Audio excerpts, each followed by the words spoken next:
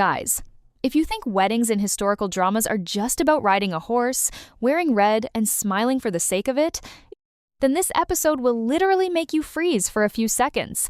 Because just like what was hinted in the previous episode, on Duan Xu's wedding day, Mu actually showed up. The opening scene is an absolute visual masterpiece.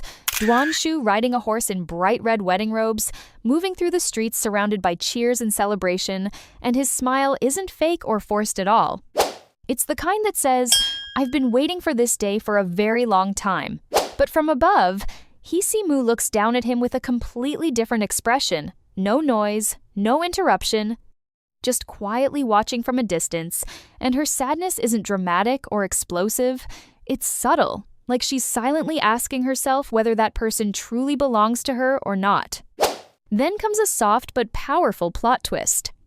Duan Xu had secretly changed her perception of colors, and for the first time in her life, Mu sees the color red, not just any red, but the red on Duan Xu himself, wearing the most beautiful wedding outfit of his life. That moment hits so hard because it's not just about seeing color, it's that the very first colorful thing in her world is him. Cut to the next scene. Mu appears in a small house, and honestly, no explanation is needed. This is clearly the home Duan Xu prepared in advance. Not a palace, not something luxurious, just a simple place meant for living, for building a life together. Here, Duan Xu does something incredibly dangerous for the audience's hearts. He wants to give her back her sense of touch using the last blessing flower, which means he's slowly returning to her all the sensations of being a normal person, not to make her stronger, but so she can love him in the most complete way possible. The emotional peak comes from his words. He wants all the years ahead to be spent with her. Honestly, if Mu didn't agree at this point, the audience would probably be throwing things at the screen, and of course, she says yes.